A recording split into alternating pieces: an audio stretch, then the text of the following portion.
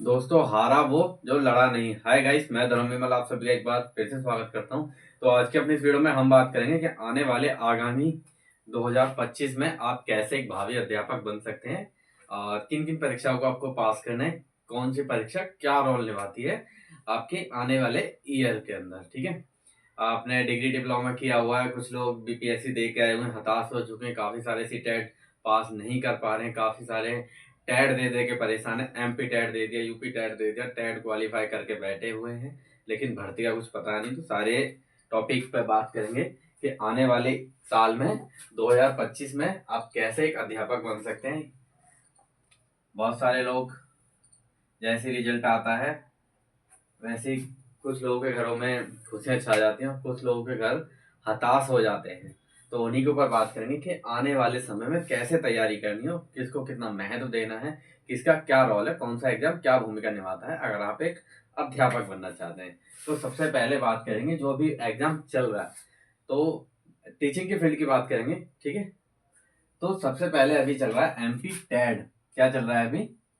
MP टैड 2024 चल रहा है, जिसकी परीक्षाएं निरंतर 10 तारीख से हो रही हैं और ये ऑनलाइन परीक्षा हो रही है। मध्य प्रदेश की एक ये टेड है, एक पात्रता परीक्षा है। इसके बाद कहीं जाके फाइनल एग्जाम होगा, जिसके आधार पे क्या होगा और सूची बनाई जाएगी कि किस किस बच्चे का सिलेक्शन हुआ है।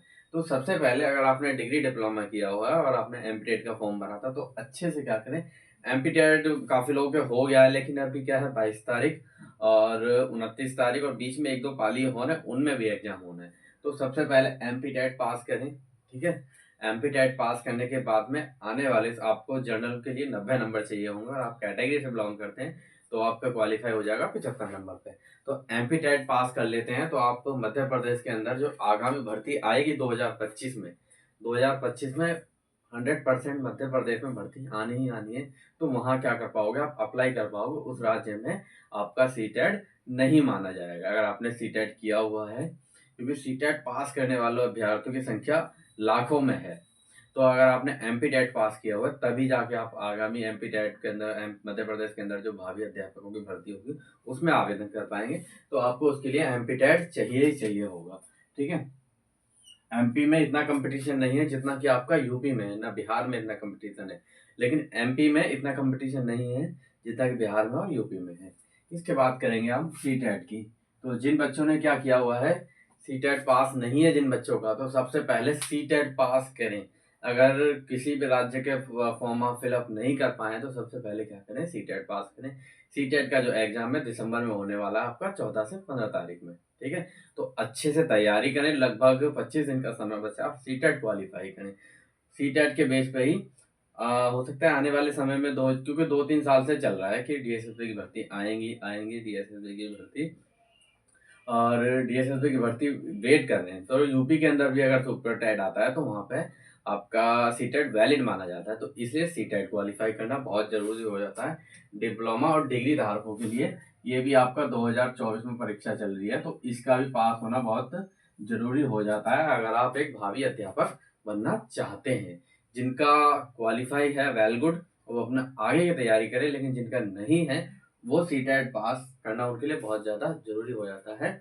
और सीटेट की तैयारी वगैरह आप मैं बताता हूँ बाद में, पहले इन टॉपिक पे वो बात करेंगे। इसके बाद में क्या है, अभी एच टेट, एच टेट भी चल रहा है आपका 2024 में, तो हम टेट की बात कर पा रहे हैं। ठीक है, तो जो आपका टेट का एग्जाम है ये भी दिसंबर के अंदर है, फॉर्म फिलअप हो चुके हैं, 1 से 2 महीने का समय मिला है और तैयारी बच्चे करे तो करे कहाँ से। तो एच टेट की बात करें तो एच टेट में क्या करना है आपको, अगर आपका एच टेट क्वालिफाई हो जाता है तो एच टेट क्वालिफाई करने के अंदर अभी क्या है, राजस्थान सॉरी आपका हरियाणा में भर्ती निकली थी तो उन्होंने सी टेट वहाँ पे नहीं मांगा, उन्होंने एच टेट मांगा कि जिन बच्चों का एच टेट पार्ट है पास है वही बच्चे आवेदन कर सकते हैं और हमें अपने राज्य का टेट चाहिए, यानी एच टेट चाहिए। तो अगर आप राजस्थान में अध्यापक बनना चाहते हैं तो आपको एच टेट की भी तैयारी करनी होगा, एच टेट आपको पास करना होगा। मैं कहता हूँ एग्जाम सारे देने चाहिए, एग्जाम सारे देने चाहिए, कहाँ पता कब कौन सा क्लिक कर जाए, कहाँ पे क्या हो जाए। ठीक है, अगर आपने डिग्री डिप्लोमा लाखों रुपए खर्च कराया, 1-1.5 लाख रुपए भी खर्च कराया, तो 1000 रुपए का फॉर्म भरने में क्या जा रहा है। फॉर्म भरो, सारे भरो, आपके पास एच टेट भी क्लियर करो, यूपी टेट भी करो, सारे क्लियर करो। जीवन में संघर्ष लिखा है तो जब तक तपते नहीं हो तब तक कैसे निकलोगे। तो तब तक रहो, निखर जाओगे एक ना एक दिन। तो एस्टेट पास करना बहुत जरूरी है। इसके बाद में मेन एग्जाम आपका चल रहा है बीपीएससी टीआरई 3 का भी रिजल्ट आया है, और बहुत बहुत शुभकामनाएं उन बच्चों को जिनका क्वालिफाई हुआ है। बहुत सारे बच्चे क्वालिफाई कर चुके हैं।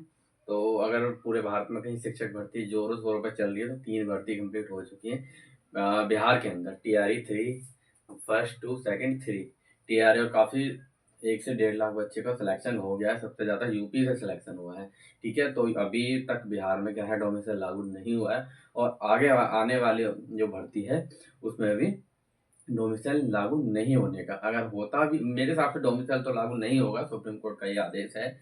ठीक है, लेकिन जो शिक्षा है वो समवर्ती सूची का विषय है, तो उसके अंदर क्या करना पड़ेगा कि राज्य के ऊपर डिपेंड करता है। अब राज्य के ऊपर डिपेंड करता है, लेकिन वो करेगा अगर कुछ ऐसा कर सकता है कि लैंग्वेज को लेकर, जैसे कि आपका दक्षिण भारत में कोई भर्ती निकलती तो वहाँ के लिए वो बोलते हैं कि तमिल तेलुगु आनी चाहिए बच्चे के अंदर। लेकिन बिहार के अंदर कोई ऐसी स्पेसिफिक लैंग्वेज नहीं है, हिंदी इंग्लिश उर्दू ही चलती है, तो वो ऐसी कंडीशन नहीं लगा पाएगा, तो डोमिसाइल लागू नहीं हो पाएगा वहाँ पे।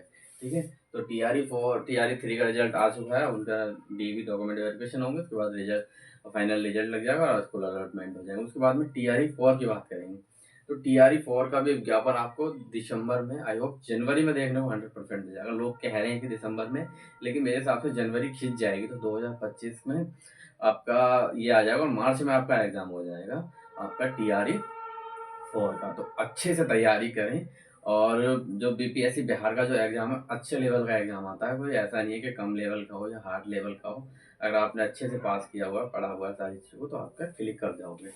ठीक है, बीपीएससी टीआरई 4 की बात करी हमने। इसके बाद बात करें डीएसएसबी की, तो डीएसएसबी की जो बात करें वो काफ़ी टाइम से चल रही है, 2019 20 21 22 23 कोरोना के बाद से ही चल रही है।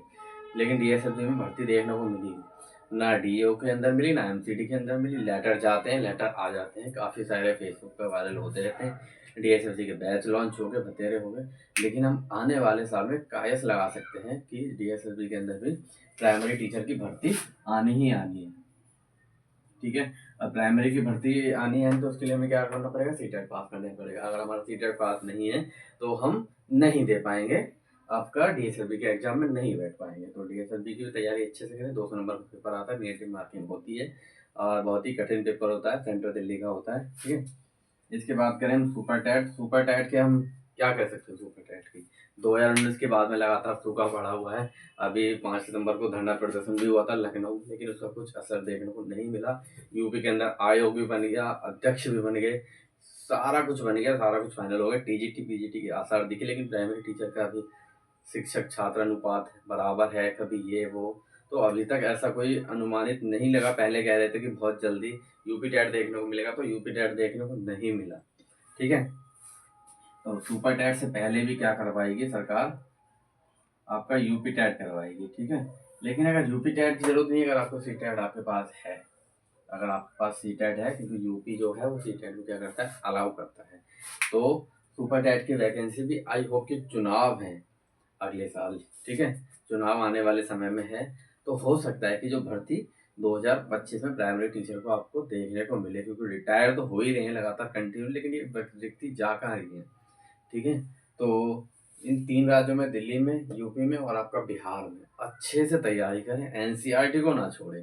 ठीक है, रामबाण है एनसीईआरटी सभी के लिए, तो एनसीईआरटी पढ़ें और अच्छे से तैयारी करें। आप 2025 में आप भी एक अध्यापक बनेंगे, आपके भी फेसबुक पे और स्टेटस पे लगा होगा I am selected BPSC UP, जहाँ भी आप सेलेक्ट हो, तो भी बहुत ही खुशी की अनुभव होता है कि ऐसा लगता है कि मैंने स्वर्ग पा लिया। जब आप पीडीएफ में अपना नंबर देखते हैं, जब आप क्लिक करते हैं, रिजल्ट खोल के देखते हैं, तो उसके अंदर आप देखते हैं कि आपका नंबर है मेरिट में, तो कितनी आपका परिवार, आपके फ्रेंड सर्कल और आप, सबसे ज़्यादा माँ बाप को खुशी होती है, परिवार को खुशी होती है। उनके लिए तो हम लोग कार्य करते हैं, अपने लिए ना जीते हुए हम लोग क्या है, दूसरों को ज़्यादा अपना परिवार के लिए। तो ठीक है, तो वैसे और कोई जानकारी चाहिए हो इनसे रिलेटेड, तो 2025 में सभी को जी तोड़ मेहनत करनी, चाहे यूट्यूब से पढ़ना हो, चाहे खुद से सेल्फ स्टडी करनी हो, चाहे कहीं से भी पढ़ना हो। बस आपने डिग्री और डिप्लोमा किया हुआ है तो आपको तैयारी करनी है, और अगले साल में नौकरी लेनी कहीं ना कहीं, किसी भी देश के राज्य में, सॉरी देश में, इंग्लैंड थोड़ी ना जाना, अपने देश में ही नौकरी लेनी है। ठीक है, और कहीं भी अपना सेल्फ स्टडी करते रहें, और अगर आप अच्छे से पढ़ाई करें, आपका जो है सिलेक्शन हो जाएगा आगामी साल में। तो धन्यवाद दोस्तों, इजाज़त दीजिए, फिर मिलते हैं नेक्स्ट वीडियो में, तब तक के लिए धन्यवाद। अच्छे से तैयारी करें। Thank you.